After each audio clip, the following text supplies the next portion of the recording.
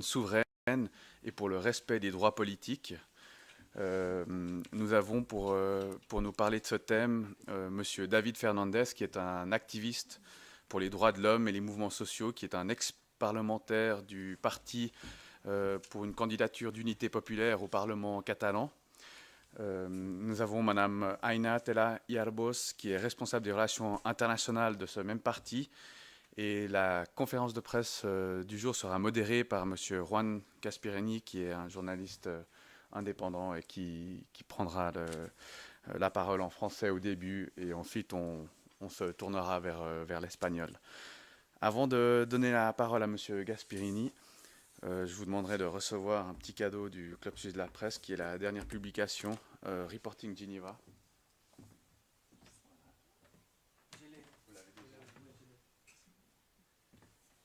Et comme on veut la tradition de signer notre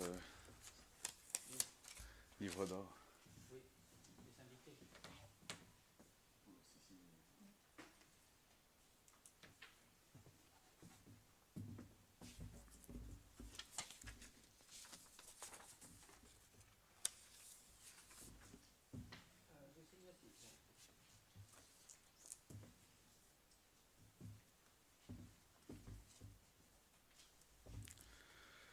Voilà, Monsieur Gasparini, je vous laisse peut-être présenter un peu plus les intervenants et le contexte. Je vous remercie.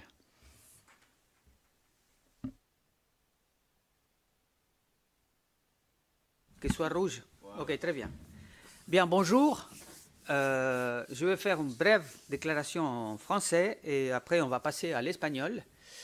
Et j'ai dit dès maintenant que donc, les questions pourront être faites en espagnol, mais aussi en français et même en anglais. Et il y aura entre moi, eux et les publics des gens qui pourront traduire s'il y a un problème.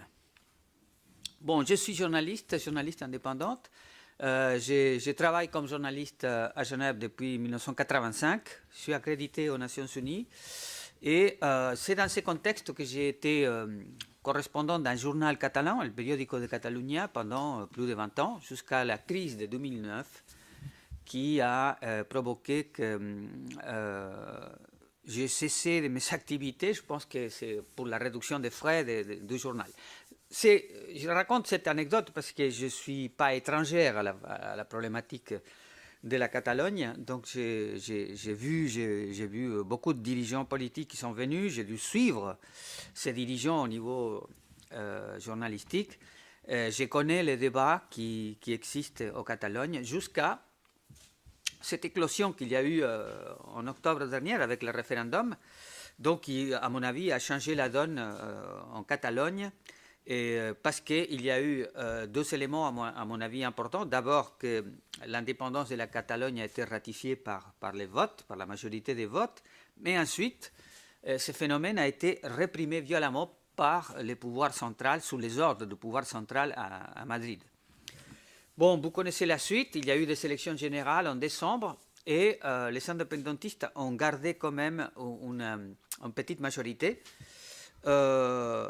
Mais la situation reste incertaine à cause de la politique du gouvernement central et qu'il n'y a pas des autorités, sauf, je crois, le président du Parlement qui est nommé, mais après, donc, il y a une situation sans gouvernement et le pouvoir central ne veut pas entrer en matière pour négocier, pour parler d'une solution plus stable. La situation de l'Espagne, vous la connaissez, donc il y a une instabilité politique assez croissante. Il y a des changements politiques à l'intérieur des forces politiques. Donc il y a deux partis nouveaux qui ont apparu dans les dernières années, Podemos d'un côté, Ciudadanos de l'autre, de la gauche d'une part, de la droite de l'autre. Et c'est un gouvernement instable, il n'y a pas de budget, donc, et c'est une alliance hétéroclite dans laquelle les PSOE, les partis socialistes, jouent un rôle d'appuyer en quelque sorte Rajoy, et ce qui fait que l'avenir est incertain, et donc c'est pour ça que on avait posé la question qu'il y a une impasse en Catalogne, quels sont les enjeux aujourd'hui pour sortir pacifiquement de la situation, quel rôle pouvait jouer la communauté internationale. Et à ce propos, en parlant de la communauté internationale, il y a une heure à peine, le ministre des Affaires étrangères de l'Espagne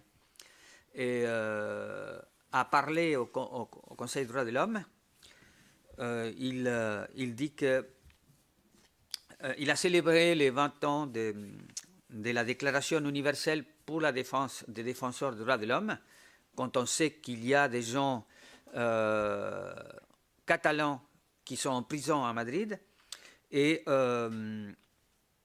il a aussi parlé de qu'ils vont s'employer à fond pour empêcher que les représentants de la société civile et les représentants des droits de l'homme ne souffrent pas de menaces et de représailles quand la réalité sur le terrain est différente. Et je passe maintenant al español, donc hablo ahora un poco en español. Soy Juan Gasparini, soy periodista aquí, trabajo hace más de 30 años como periodista, de origen argentino, pero como ya dicen muchos de ellos, ya me hice la autocrítica hace bastante tiempo. Y conozco el caso catalán porque fui corresponsal del periódico de Cataluña aquí durante 20 años, hasta la crisis del 2008-2009, y he seguido muchas veces periodísticamente muchos periodistas y muchos dirigentes políticos de Cataluña que venían a la ONU. Y vemos ahora, después de la eclosión del referéndum en octubre del año pasado y de la represión que eso generó, que hay una situación incierta en Cataluña y estamos en presencia de dirigentes, y los voy a presentar en español. David Fernández, qui est un ancien parlementaire de la formación Candidatura de Unidad Popular, y Aina Tela Iarbós, qui es la responsable de relación internacional de cette Candidature pour Unité Populaire. Ellos van a responder en principio en castellano, pero si hay preguntas en inglés y en francés, también se podrá encontrar una forma de respuesta. Yo solamente voy a ser un poco el distribuidor de la palabra. No, los periodistas normalmente lo que tienen que hacer es pasar lo máximamente desapercibidos posible, por tanto le voy a dejar a ellos la palabra, que se introducirán ellos mismos, y después veremos en el marco de cómo funcionan las cosas en el Club Suizo de Prensa. Acá somos muy tolerantes con respecto a posiciones políticas contradictorias, pero alentamos el debate contradictorio, pacífico, sin caer en los delitos de prensa y en los delitos penados por el Código Civil. Acá no tienen cabida la injuria, la calumnia, la difamación. Podemos disentir, pero tenemos que disentir pacíficamente, que es un poco el espíritu que impera aquí en el Club Suizo de Prensa, que existe desde hace muchos años y que es un foro muy importante porque está cerca del Palacio de las Naciones para los periodistas que quieran venir de allí, y también se ha convertido en un centro suizo importante porque ministros y altos representantes de la justicia de este país han venido acá al centro, a este centro para expresarse públicamente. Así que primero les dejo brevemente la palabra a ustedes dos y después podemos empezar con las preguntas. Yo voy a hacer alguna también. Bon, avant de tout, je vais parler en espagnol parce que pour nous c'est important que l'État espagnol va comprendre tout ce qu'on veut dire aujourd'hui. Mais bien sûr, s'il y a quelques demandes après en français, on va essayer de faire la réponse en français. Donc, je commence. Nos gustaría ante todo agradecer al Club de la Presse Suisse que hayan organizado este evento. Para nosotros, desde la CUP, Candidatura de Unidad Popular, era muy importante hoy dar una respuesta a la intervención del ministro Dastis en el Consejo de Derechos Humanos, porque creemos que es necesario dar una contrarrestar el discurso que vende el Estado español en un club de estados y que por lo tanto no va a tener mucha contestación por parte de sus socios. Y se mueve por la preocupación que tenemos que ante una violación sistemática, constante y cada día más fuerte de los derechos humanos, de los derechos civiles y políticos, de las libertades en el Estado español, no esté habiendo una respuesta internacional al nivel que es debido. En ese sentido, creíamos importante hoy venir en Naciones Unidas en Ginebra para poder contrarrestar ese relato. Y nos preocupa más allá del proceso de autodeterminación en Cataluña, puesto que luego David ya entrará más en detalle, pero estamos viendo una vulneración muy fuerte de los derechos civiles y políticos en todo el Estado, y ante una respuesta anestesiada de una Europa anestesiada, creíamos importante abrir esta vía internacional aquí en Ginebra e ir más allá de una Unión Europea e intentar llegar a los máximos estamentos internacionales posibles, no solo con la voz de los Estados, sino también con la voz de la sociedad civil. En ese sentido, nosotros el esfuerzo que estamos haciendo más allá de la CUP, sino en colaboración con otras organizaciones de la sociedad catalana, es recoger un seguido de acciones represivas del Estado español en el caso del proceso de autodeterminación desde el 2015 hasta la actualidad, para poder traducirlas, recogerlo todo y internacionalizar con detalles, con casos concretos qué sucede en el Estado, para que la comunidad internacional no pueda girar la vista en lo que está pasando. Es una información que está disponible para todos los periodistas y para quien quiera entrar. Luego os pasaremos la dirección, el link en internet donde podéis descargaros este documento. Y nuestra intención es también hacer difusión en diferentes partes de Europa, pero también de otras partes del mundo, de lo que en el Estado español sucede. Y sucede más allá del proceso de autodeterminación, sino sucede también con una persecución contra voces, digamos, disidentes al régimen, contra voces de artistas, de profesores, de periodistas incluso, que son críticos con la actitud autoritaria del Estado español, sobre todo en estos últimos años, que se ha visto acentuada. En ese sentido, venimos también en Ginebra, no solo para abrir este foco internacional a nivel de denuncia, sino también para apelar a una comunidad internacional que se acoge en unos valores de democracia, que se acoge en unos valores de respeto a los derechos humanos, justamente para replantear ese debate, ¿no? Para haber visto el proceso que estamos viviendo en el Estado español y el temor de que pueda suceder esto en otras partes de Europa, que se contempla como el corazón de estos valores democráticos, o al menos así se ven de cara al exterior. Nos mueve esta preocupación también por repensar cómo la comunidad internacional puede garantizar el ejercicio de estos derechos, porque cuando en Cataluña se ha ejercido este derecho, ha habido una respuesta autoritaria y de regresión. Cómo la comunidad internacional pues, puede acompañar a la sociedad civil en la ejecución de estos derechos, pero aún yendo más allá. ¿Qué entendemos por derechos humanos, por derechos democráticos, derechos civiles y políticos?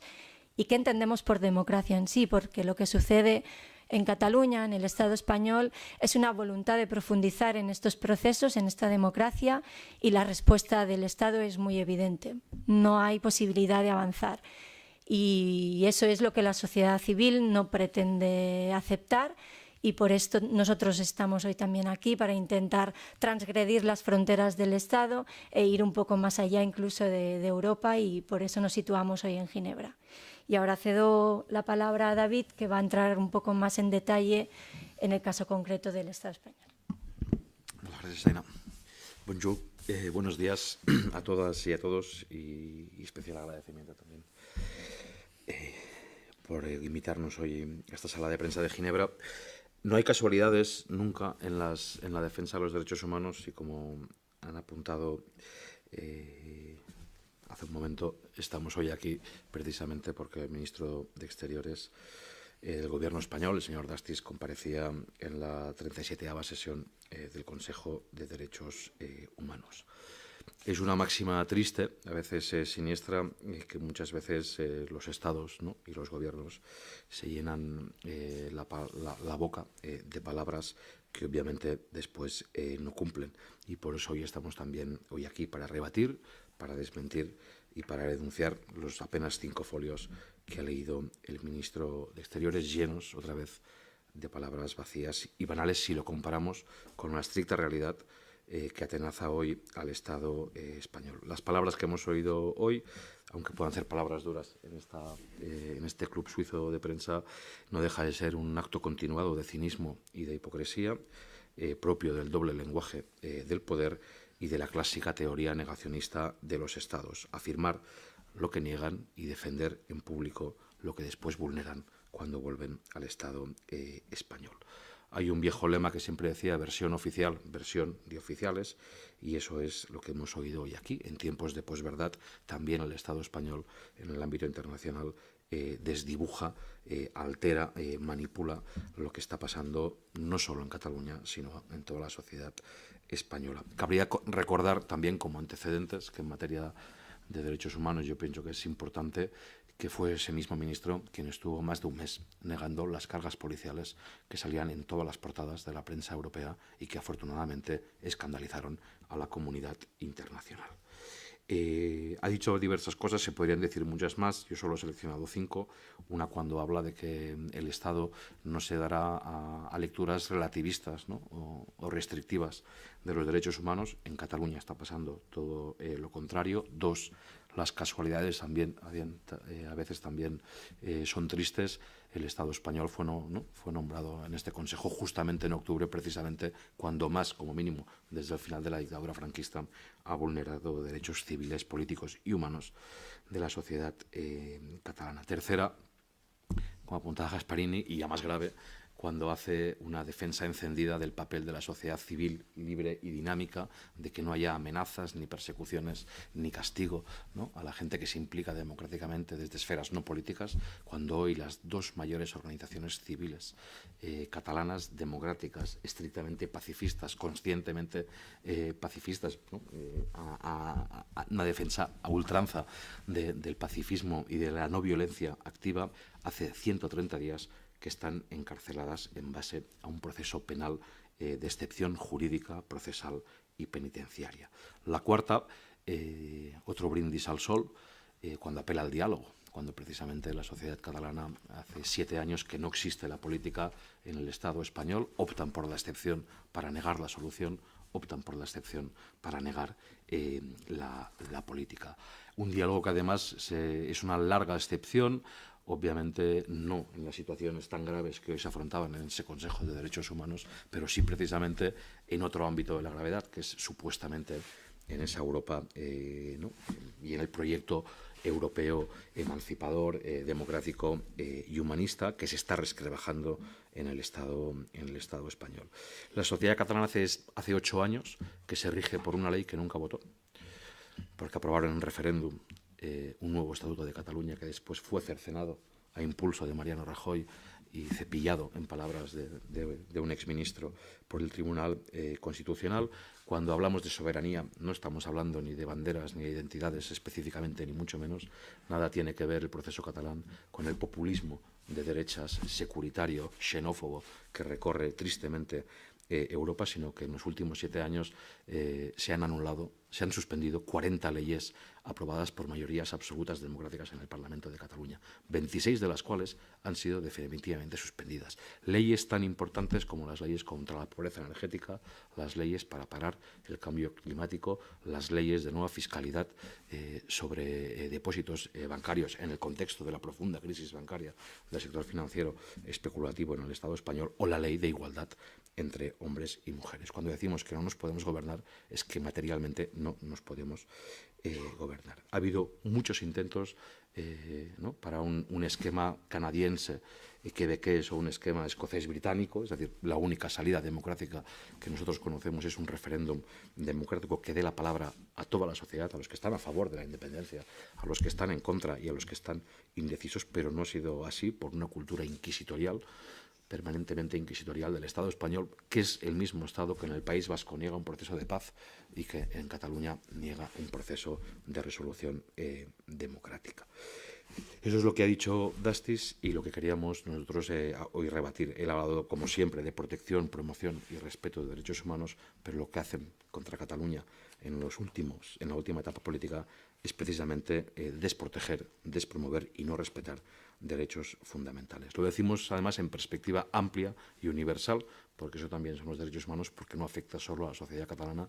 Venimos de una semana negra especialmente, la suspensión, la anulación de una obra de arte en Arco, en Madrid, porque se hablaba de presos políticos, porque hay presos políticos en el Estado español, la retirada de un libro a petición de las autoridades judiciales que abordaba el narcotráfico, la gravedad del narcotráfico en Galicia y sus vínculos con el Partido Popular, la condena a 3 años y medio de cárcel a un rapero mallorquín por criticar a la monarquía española, y podríamos seguir la lista, desgraciadamente, desde que se aprobó la llamada Ley Mordaza hace ya unos cuantos años.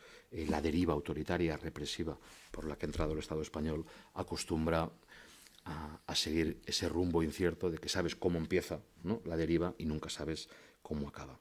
Los balances catalanes, y empiezo a acabar, los podéis encontrar, no porque lo digamos desde la candidatura de Unidad Popular, sino en infinidad de organismos de derechos humanos, desde Human Rights Watch hasta organismos europeos, hasta la propia coordinadora estatal de denuncia y prevención de la tortura, tienen sus cifras en estos momentos. Sabéis que el 1 de octubre se saldó con 1.066 personas heridas de diversa consideración, con una persona que perdió la visión de un ojo por impacto de bala de goma, prohibida en Cataluña por el Parlamento, una munición policial prohibida, con más de 150 webs cerradas, muchas de ellas sin ningún tipo de orden judicial, con 139 agresiones ultraderechistas de diverso carácter e índole, fundamentalmente contra personas, no contra bienes, y con 900 personas investigadas, entre ellas 700 alcaldes. Cataluña tiene 947 alcaldes, pues 712 están hoy investigados por la justicia española. Y como sabéis, con la primera aplicación, por primera vez en 40 años, del artículo 155, que es constitucional, lo que no es constitucional es su aplicación, porque no había un marco reglamentario que lo desplegase y porque ha ido mucho más allá de lo que estaba previsto en la propia Constitución. Eso también es la excepción. En nombre de la ley, saltarse la ley. Y como sabéis, han disuelto un Parlamento, han depuesto un gobierno, han cesado a 254 altas responsabilidades del gobierno catalán. Hoy hay 5 exiliados en Bruselas, una exiliada en Suiza, 4 presos políticos, ¿no? Eso es lo que vive hoy Cataluña, que no está exento de lo que pasa en el mundo global del XXI. El miedo es una tecnología de poder y la excepción es una tecnología de gobierno. Y hoy la tecnología del miedo y la tecnología de la excepción funcionan contra Cataluña en base a la doctrina del shock. El Estado español responde como responde porque sabe que es incapaz de conseguir por vías pacíficas y democráticas, eso es incapaz de conseguirlo, y por eso opta por vías represivas y autoritarias.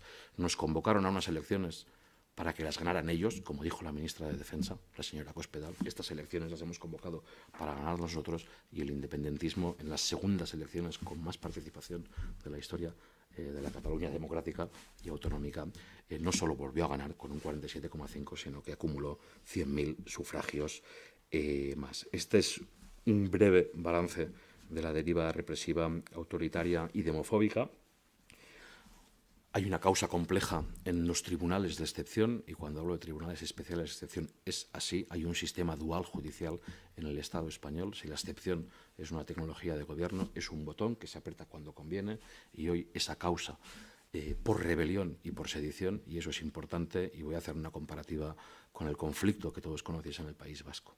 Cuando el conflicto vasco estaba abierto, el discurso recurrente de todos los gobiernos españoles era que en ausencia de violencia todo se podía abordar y todos los proyectos políticos eran viables. Como sabéis, los delitos de terrorismo están penados en el Estado español con penas de entre 12 y 20 años de cárcel, cuando los catalanes, en cambio, la sociedad catalana opta por vías democráticas y pacíficas, se supera con penas, con tipificaciones penales aún más graves que las de terrorismo, y hoy nos imputan un delito de sedición y de rebelión por el que solicitan penas de hasta 30 años de cárcel. Es una noción del derecho basada en la venganza y el castigo. Lo que castiga al Estado español es la dignidad de la sociedad catalana de ejercer un derecho fundamental, como es el de la autodeterminación, y de, como sabéis, y habéis visto por imágenes, ver pues, a bomberos, a estibadores, a madres, a abuelas, defendiendo escuelas, defendiendo urnas y defendiendo lo que es la gramática básica del conflicto catalán, que es una urna democrática proscrita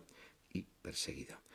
Hace poco otro cínico dijo que el independentismo estaba provocando un retroceso de derechos, de derechos en el Estado español. Lo decía un portavoz del Partido Socialista Catalán, Partido Socialista Obrero Español, pero había alterado absolutamente la casuística. No es el independentismo, es la lucha contra el independentismo como proyecto democrático lo que está provocando esa brutal regresión que afecta ya a humoristas, a artistas, a periodistas y a escritores y a disidentes de todo el Estado español.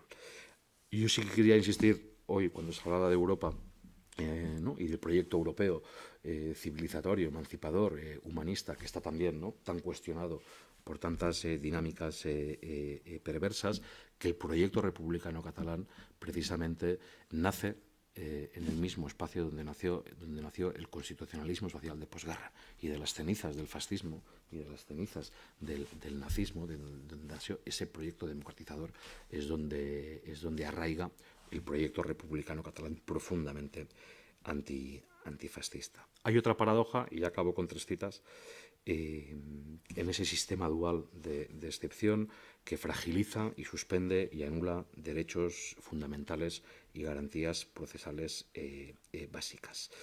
El mismo juez que hoy instruye esa macrocausa contra todo un pueblo, porque por ahora juzgan a 30 para juzgar a 2 millones, dijo hace solo 4 años que la cuestión de la identidad catalana y la integridad del Estado español no tenía ninguna solución judicial, sino política. Y eso sigue siendo así. En el Estado español, mal nos pese, para la sociedad catalana y el resto de pueblos del Estado, anida la excepción, como un Estado dentro del Estado. Pero anida también la impunidad.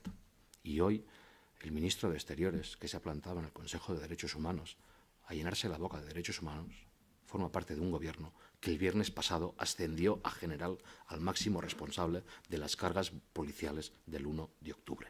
Y hoy forma parte del mismo gobierno que ha decidido condecorar con medallas y con ascensos a los que golpearon a nuestro pueblo y a los que han elevado al altar de la impunidad, a la violencia institucional y a la brutalidad policial contra nuestro pueblo. Ese es el mismo que hoy lucía derechos humanos y se llenaba la boca de derechos humanos, mientras el gobierno que está pues apaliza literalmente a todo un pueblo que vive hoy no bajo un estado de excepción, porque jurídicamente no es así, pero sí bajo un permanente manto de excepcionalidad política, institucional, jurídica, política, como se demostró el domingo pasado, cuando literalmente el rey, ahora ya el rey de bastos, solo sabe llegar a Cataluña abriéndose paso a golpes de porra. Muchas gracias por acogernos. Sí, justamente sobre la visita del rey podríamos empezar con las preguntas, porque bueno, el rey ha visitado Cataluña, Barcelona estos días y ha sufrido,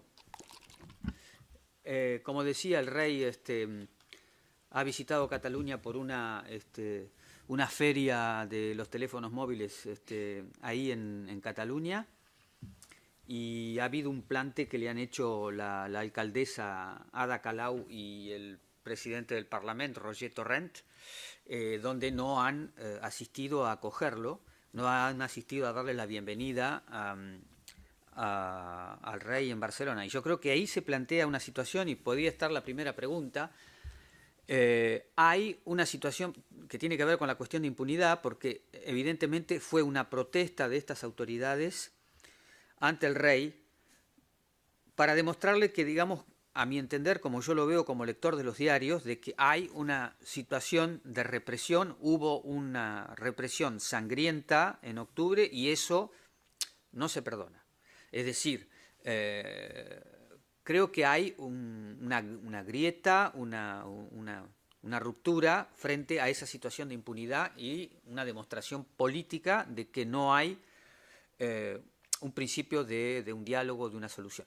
Entonces yo abro las preguntas para los que quieren hacerla. J'ouvre les questions pour les gens qui veulent poser des questions. Et tu peux y aller, allez-y. Vous pouvez donner juste un petit résumé en français, le message principal des deux orateurs?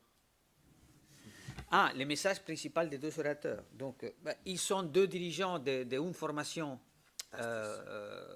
indépendantiste, souverainiste, qui s'appelle la COUP. Et il vient ici à Genève justement pour les donner, faire face au discours au Conseil des droits de l'homme du ministre des Affaires étrangères de l'Espagne. Vous savez que l'Espagne a postulé et a réussi à être élu membre du Conseil. Ça a été élu par le vote secret de l'Assemblée générale. Mais vous savez que les pays, pour postuler, doivent faire des promesses de respect des droits de l'homme pour être membre.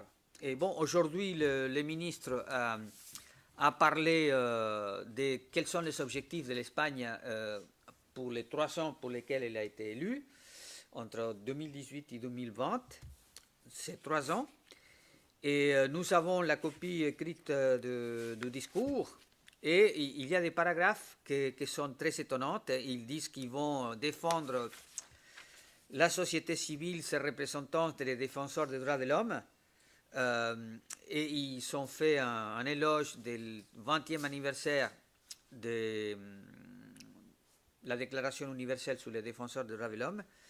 Et ils ont parlé justement, il a parlé justement de cette phrase un peu ambiguë qui dit que l'Espagne va défendre l'égalité et la universalité des droits de l'homme face à une interprétation relativiste sélective. Donc je crois qu'il veut, en quelque sorte, passer de façon subliminale une critique à des gens qui sont en désaccord avec la vision qu'a le gouvernement. Et d'autre part, ils disent qu'ils sont d'accord de que tous les organes de traité des Nations Unies puissent recevoir des plaintes individuelles. Mais les plaintes individuelles, il faut savoir que d'abord, il faut épuiser la voie interne, c'est-à-dire faire appel aux tribunaux locaux en Espagne, et une fois que les tribunaux se sont prononcés, et que si les victimes sont en désaccord des résultats, ils peuvent venir dans des organes de traité. C'est ce qui fait que la possibilité d'action, de réaction des Nations Unies est un peu dans un 12e temps. Et après, chacun a donné de façon complémentaire la vision sur la situation politique depuis octobre 2017 avec le référendum, et ils ont apporté des preuves de facto sur la politique du gouvernement. Donc il y a 4 dirigeants qui sont en prison, il y a 5 qui sont réfugiés en Belgique, une femme qui est réfugiée ici à Genève, et la situation de répression continue. Maintenant, il y a un élargissement à tout ce qui est l'aspect de l'art. Il y a des journalistes persécutés, des sites web persécutés, et il y a une exposition qui a été supprimée à Madrid, c'était des tableaux, non? Des tableaux. Okay. Concernant les prisonniers politiques, il y a 4-5 jours de ça. Et bon, finalement, moi, je pose la question pour le public. Quelles sont les questions que vous voulez poser à ces 2 personnes qui sont des acteurs de la situation, qui sont pour un projet, pour une Catalogne souveraine dans le cadre du respect des droits politiques? Quelles sont les questions que vous voulez poser, étant donné que bon, c'est un État qui est très proche de la Suisse, et bon, il y a une longue tradition en Suisse d'avoir accueilli pendant la dictature de Franco beaucoup de réfugiés politiques qui venaient d'Espagne. Donc je crois qu'il y a une sensibilité en Suisse pour la situation espagnole. Et je répète que Aina est la responsable des relations internationales de la candidature d'unité populaire, la CUP, et David est un activiste des droits de l'homme. Il l'a démontré très bien dans l'exposé qu'il a fait, l'analyse qu'il a fait du discours du ministre. Et il était aussi parlementaire jusqu'à ce que le Parlement a été cessé, non? Donc, tu as été parlementaire 2015, hasta 2015. Ah, La legislatura anterior, sí, perdón. il était parlementaire dans la législature précédente, jusqu'à 2015. Et donc, il est activiste des mouvements sociaux maintenant en Catalogne. Est-ce qu'il y a des questions? Oui, allez-y. Alors, vous avez parlé de la mairesse de Barcelone Ouais. qui s'est opposée à la visite du roi d'Espagne. Ensuite, est-ce qu'il pourrait aussi dire un peu la donne politique? Par exemple, le parti Ciudadanos de Catalogne, je ne pense pas qu'il dénonce l'État espagnol, même que le PP catalan non plus. Alors, est-ce qu'il pourrait un peu dire les forces actuellement qui sont en train de dénoncer cette répression espagnole en Catalogne? Bueno, él pregunta sobre la situación de represión, qué actitud ha tomado Ciudadanos y el PP frente a esa situación de represión en el contexto de la protestación sobre la visita del rey a Barcelona hace 2 días. Un análisis global de cómo ven ustedes el comportamiento de las otras fuerzas políticas. Bueno, yo creo que hay una primera de mayor a menor. La primera, hay un bloque político, por supuesto, que es el bloque del 155, que es el de la aplicación, ¿no?, de esa estrategia de excepción contra Cataluña, que está conformada por el Partido Popular, por Ciudadanos y por el Partido Socialista Obrero Español, ¿no? Ese es el tripartito del 155 y el que abona, ¿no?, esa represión excepcional contra los anhelos democráticos de Cataluña. Y en el ámbito concreto de lo sucedido en los últimos 2 días, obviamente,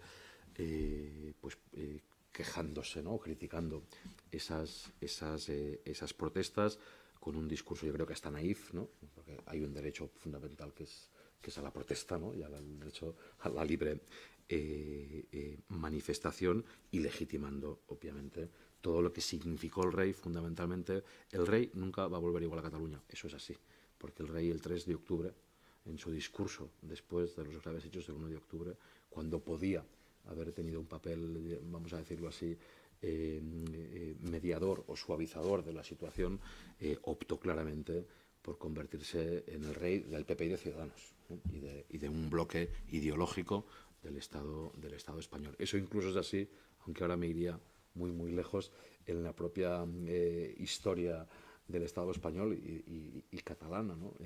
Incluso en visión feudal. Uno escoge a un rey cuando le protege, pero cuando un rey no protege, sino que agrede a sus súbditos, pues deja de ser el rey. Eso en la tradición catalana ha sido bastante así. Uno podía aceptar a quien le protegía, ¿no?, pero en este caso es. Pero bueno, la pregunta concreta es que están obviamente, es el bloque político que está dando apoyo a esa represión. Donc, il dit qu'il y a un bloc qui est derrière l'application de l'article 155 de la Constitution qui le permet à l'État central d'intervenir en Catalogne.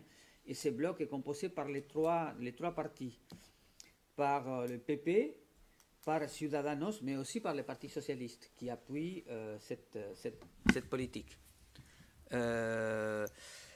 Et après, donc, il a dit que le roi n'était pas bienvenu parce qu'on choisit un roi quand le roi protège la population, mais que dans ce cas, le roi, 2 jours après la répression du référendum du 21 octobre, le roi a pris parti pour la répression et il n'a pas fait aucune tentative ni de faire une médiation ou de calmer un peu la force de la répression, de calmer la répression qui s'est déclenchée en Catalogne.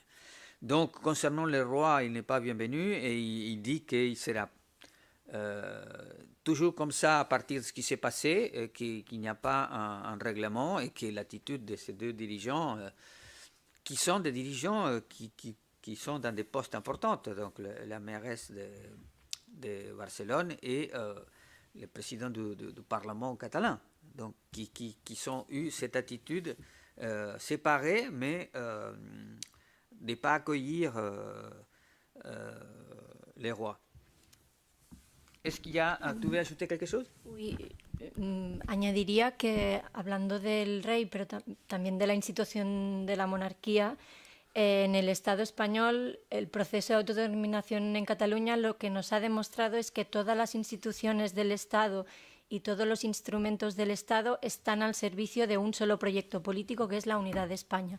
Y para ello se van a utilizar todas estas instituciones y todos estos instrumentos no por el sentido que tendrían que tener, sino por la necesidad del proyecto político concreto del Partido Popular, Ciudadanos y el PSOE de defender a ultranza la unidad de España. En ese sentido hemos visto cómo el Poder Judicial no tiene independencia y está al servicio de esta voluntad política, pero también la monarquía, en la que el único rol que se le supone es la de promover el entendimiento para la cohesión social, ¿no? Al menos cuando se tiene que elegir presidente o en casos de emergencia. La respuesta, como ha dicho David, el 3 de octubre, que había una excepcionalidad en la calle, fue muy evidente al lado de, ya no solo de la unidad de España, sino del uso de la violencia para proteger esa unidad de España. Entonces, es un elemento más a añadir de cómo el Estado español está usando todos los instrumentos para proteger un solo proyecto político sin dejar que haya pluralidad de ideas, diversidad de proyectos políticos y, evidentemente, sin dejar que se ejecute libremente la libertad de expresión, de asociación, de diversidad política. Donc la mise en cause du projet de l'unité de l'Espagne a déclenché le conflit. Et ce que je souligne de l'exposé, c'est que le pouvoir judiciaire en Espagne est au service de cette décision d'empêcher la naissance ou l'existence d'un pouvoir de mobilisation pacifique qui conteste cette unité de l'Espagne. Et l'autre question, c'est que je crois ce pouvoir judiciaire s'est mis au service aussi del pire aspect de cette différence qui est la répression, c'est-à-dire qu'il y a une caution de la part du pouvoir judiciaire pour étouffer l'existence des projets différents à l'intérieur du pays qui n'utilisent pas la violence pour s'exprimer. ¿Es que ya ¿Tú vas a ajouter quelque chose? No, preguntaba, igual le interesa. ¿Eso es lo que le reprobó en privado la alcaldesa de Barcelona al propio monarca el domingo a la noche? Hubo una discusión. Una reprobación, no discutieron, ha trascendido en prensa que fue un diálogo, Ada no fue, pero sí que tuvo una parte la alcaldesa, y entonces le reprobó el discurso del 3 de octubre, porque como decía, el 3 de octubre se produce una cosa que es, justo antes del 1 de octubre, las imágenes en el Estado español son unas imágenes dantescas, que aquellas sí que retrotraían al franquismo, que es las unidades policiales que salían de diferentes puntos del Estado español gritando "a por ellos". Eso, una supuesta policía democrática. A por ellos. A por ellos eran los catalanes. ¿Eh? Entonces, Ada Colau le dijo al rey... el día 3, lo que hace el rey en su discurso nocturno es legalizar como política de Estado ese a por ellos. Entonces, el discurso fue tan duro que por eso digo que el rey, la monarquía, bueno, entre otros aspectos también por el proceso de autodeterminación, bueno, está absolutamente deslegitimada y desautorizada entre la sociedad catalana y va para largo. O sea, yo creo que no hay punto de retorno. Y Ada Colau le reprochó. Ada Colau le reprochó la dureza, la agresividad, ¿no?, de ese discurso del 3 de octubre. Okay. Vous avez compris, donc il y a eu un aparté entre la mairesse de Barcelone et les rois n'ont pas été reçus publiquement à l'entrée de cet événement, Mais il y a eu un dîner dans lequel ils ont participé aussi les présidents du Parlement et la mairesse de Barcelone, et elle l'a donné l'avis au roi de cette violence de son discours du 3 octobre où il a cautionné la répression avec des consignes qui sont les mêmes consignes utilisées à l'époque de la dictature de Franco, c'est-à-dire on va les écraser. Bien, allez-y. Quería preguntarles por el trámite para presentar el caso de Cataluña al Consejo de los Derechos Humanos aquí en Ginebra. Gracias. Bueno, yo creo que está en estudio fundamentalmente. No tengo mucha más información, ¿eh? O sea, es verdad que hay un debate muy intenso en la sociedad catalana entre diversos organismos sobre cuáles van a ser los pasos, pero se va a recurrir, yo creo, que a todos los organismos.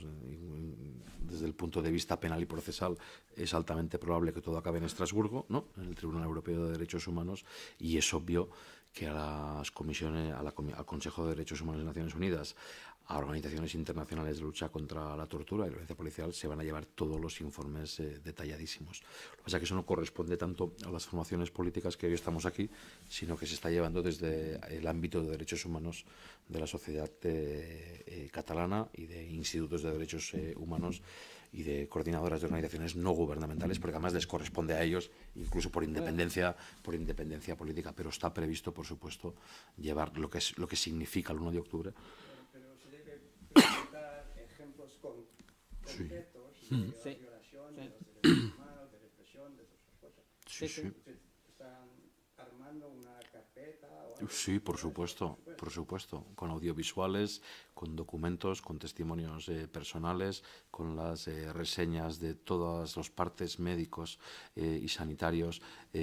No te diría simplemente Rusia Español, la persona que pierde, o sea, que es materialmente, que le ha afectado todavía, por supuesto, pero también más cosas, La clausura de 150 páginas web sin orden judicial, el intento de asalto a nuestra sede sin orden judicial, a la sede de un partido político, que eso nos sitúa al nivel de Turquía. Y tuvimos que hacer un muro humano de 3.000 personas exigiendo simplemente una orden judicial. No era ni un acto de realidad, decir, o hay una orden judicial o no vais a pasar.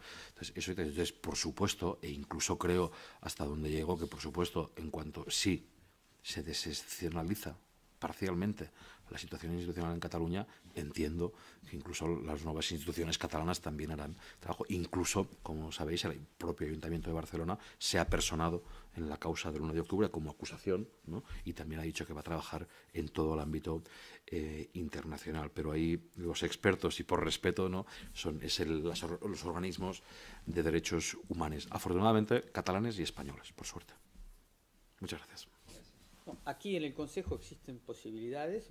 Evidentemente, a nivel penal, como la causa está en el Tribunal Supremo, yo creo que el trámite va a ser bastante más rápido, porque ahí va a haber una condena relativamente rápida, y eso se puede contestar, ya sale del ámbito español, y eso va a ser contestado por los abogados que siguen la vía penal. En cuanto a los temas de los derechos humanos, existen lo que se llaman los órganos de tratado. Quiero recordar que en los órganos de tratado, en el que está reunido ahora, que es el de la discriminación racial, ya España fue condenada ahí, digamos, por discriminación racial y xenofobia. Si hay denuncias a ese órgano de tratado, es decir, a ese comité, obviamente va a seguir su curso, y cuando ocurren esas cosas, los órganos de tratado le piden al Estado concernido conocer su posición, y también a las víctimas que se han presentado ante ellos para manifestar esa violación. Y si el Estado ha violado la convención que ese órgano de tratados vigila, hay condena. O sea, el Estado tiene que resarcir las causas. Y después están las estructuras del Consejo de Derechos Humanos. Está el grupo de trabajo sobre la detención arbitraria, es compuesto por 5 expertos, uno por cada región del mundo, Y ahí hay una detención arbitraria. Yo creo en las 4 personas que están, si bien están bajo una situación legal, yo creo que se puede... Está presentado, de hecho. Está presentado en el grupo de detención arbitraria. Bueno, el grupo de detención arbitraria ya se pronunció en casos resonantes, como fue el de Julian Assange, que está considerada la situación de Julian Assange en el consulado de Ecuador en Londres como una detención arbitraria. Y ha habido dirigentes indígenas en la Argentina, Milagro Sala, etcétera, etcétera, que están todavía detenidos, pero el grupo, una vez que entra en materia, emite una opinión, como se llama, pero la opinión tiene que ser acatada por el Estado. Es decir, por el Estado que además forma parte del Consejo de Derechos Humanos. Ese grupo de detención arbitraria es en septiembre que rinde su examen anual al Consejo. Si ha habido denuncias ya, es probable que esas denuncias sean recogidas en el examen, en el informe que le van a dar al Consejo concretamente. Y ahí, bueno, la palabra que se usa, que tiene difícil traducción, que cuando un órgano, cuando una relatoría, un grupo de trabajo se pronuncia, el Estado tiene que acatar. O sea, la decisión, si hay decisión de liberar personas, el Estado puede no hacerlo, digamos, pero ya pierde fuerza diplomática, porque cuando se debaten cosas de los derechos humanos, va a salir un Estado y le va a decir, usted se calla porque usted no cumple. Entonces podemos debatir los que cumplimos. Y ahí está un poco el juego de la diplomacia. Hoy se ha hecho gárgaras en su primera sesión España, en la que entra para estar en el Consejo durante 3 años, diciendo que ellos van a respetar todo lo que han dicho que van a respetar. Bueno, si empiezan a llegar los cuestionamientos y hay decisiones de esos expertos, porque esos expertos hay más de 60 relatores en este momento en acción en la ONU, y es importante ver lo que va a pasar en estos 3 años, si hay un aumento de denuncias sobre casos en España durante estos 3 años, y ver qué actitud ha tenido el Estado español con respecto a esas denuncias. Yo digo esto con respecto al Consejo a nivel de... son denuncias de tipo político, si se quiere, no son denuncias destinadas a influenciar un órgano judicial a nivel internacional. Bueno, pero hay un experto español en Cataluña, o sea, de la ONU. No, ha habido expertos que se han referido a la... No hay una relatoría relativa a España, no hay... Digamos que hay 2 tipos de relatoría, las relatorías temáticas y las relatorías por país. Los países que tienen relatores es porque la situación de violación de derechos humanos es grave, como Corea del Norte, la República Democrática del Congo, o sea que tienen expertos que están vigilando permanentemente eso, no es el caso español. Y después hay relatorías temáticas, por temas. La detención arbitraria es uno de ellos, la tortura es otro. Entonces, si se llegan a esos relatores con casos concretos, ellos pueden intervenir. Esos relatores son independientes, son elegidos por el Consejo a la unanimidad, y es por el prestigio que tienen.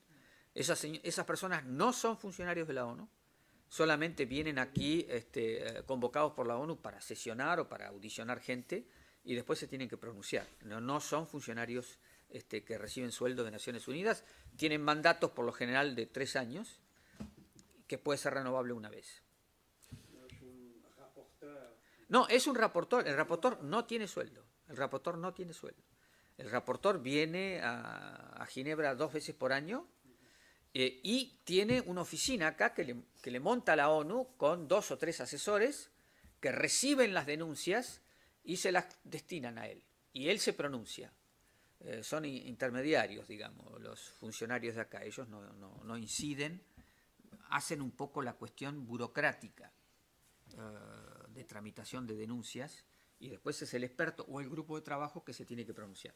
En ese sentido, hicimos una visita en Ginebra del 13 al 15 de diciembre, en el que, junto con Benet Salellas, exdiputado y abogado especializado en derechos humanos, presentamos el informe que citábamos del Minotauro, que recoge todos los casos abiertos y todas las vulneraciones de derechos civiles y políticos referentes al proceso, a la ejecución del derecho de autodeterminación del pueblo catalán, y presentamos estos informes en diversas relatorías. También con la voluntad que decíamos al iniciar esta rueda de prensa, que es que el caso de Cataluña, primero, que no es un caso aislado a nivel internacional, luego que nos mueve una preocupación de que lo que está sucediendo suceda en otras partes del mundo y que es necesario que haya una intervención de la comunidad internacional, o al menos queremos apelar a esta comunidad internacional, porque lo que sucede en Cataluña sucede en el resto del Estado y también puede suceder en otras partes si se niega la evidencia y si no se hace nada para penalizar a un Estado que no defiende estos derechos democráticos. Entonces, nosotros, y cuando digo nosotros, no solo la CUP, sino, como ha dicho David, esto es una coordinación muy fuerte con otras organizaciones civiles de derechos humanos y de otra índole. Estamos coordinándonos para compartir estas informaciones y para optimizar los recursos y aprovechar al máximo estas vías que se pueden abrir. Pero necesitamos respuestas también, porque si no la frustración también es fuerte, sobre todo en el caso, como hemos visto en el caso europeo, que la sociedad civil se ha dado cuenta de muchas cosas y no por ello dejamos de luchar, pero bueno, que vamos abriendo diferentes vías. Yo creo que eso también es ya que hablabas de ese ámbito, creo que hay antecedentes importantes a reseñar en las actuales circunstancias, y es la hemeroteca. Entonces, el Estado español tiene 14 sentencias contrarias del Tribunal de Estrasburgo de Derechos Humanos, las relatorías especiales en ámbitos de instituciones absolutas, centros de migrantes, cárceles, centros de menores, reiteradamente, ¿no?, señalan las deficiencias, las carencias y algunas denuncias graves. Y hoy Dastis también decía otra cosa que, visto desde nuestra experiencia cotidiana como ciudadanos y ciudadanas, no deja de ser curioso. Decía, no aportamos nuestro conocimiento y nuestra experiencia y nuestra acreditada trayectoria. Pues sí, ciertamente, pero en sentido contrario. El enviado español que enviaron al CPT, Comité para la Prevención de la Tortura, del Consejo de Europa en 2001, era un policía indultado por torturas. Indultado por torturas. Y en 2001, José María Aznar indulta de golpe a 33 guardias civiles condenados en firme por torturas. Y los asesinos de Lasa y Zabala en Cal Viva, secuestrados por el terrorismo de Estado de los GAL, fueron condenados a 80 años de cárcel. Cumplieron solo 6 años, pero el día antes de entrar en la cárcel se les concedió pensión vitalicia para toda la vida.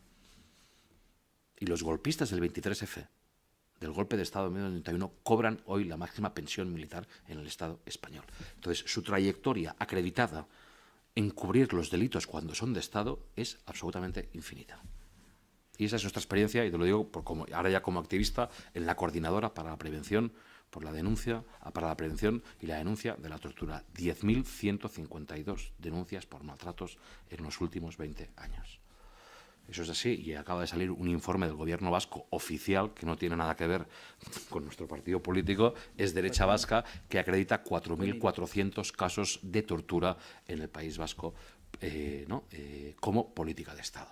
Y eso ha sido así. Pero eso pasa con todos los estados, que una cosa es lo que cuando llega aquí, que llega la propaganda, y otra cosa es cuando conoces los conflictos de cerca. Y no hablo solo del Estado. Los que estamos aquí, pues también hemos recibido golpes de los Mossos d'Esquadra el 15M en Plaza Cataluña, cuando los indignados, y también nos intentaron desalojar, ¿no? Y eso también, yo recuerdo, pues una visita especial, ¿no?, en este caso del CPT, del Consejo de Europa, urgente por lo que estaba sucediendo en todo el Estado español. Y también hay que decirlo como antecedente, el Consejo de Europa, este último octubre, también denunció lo que pasó el 1 de octubre, con el voto en contra del Estado español, que sumó 3 complicidades: Turquía, Serbia y Azerbaiyán.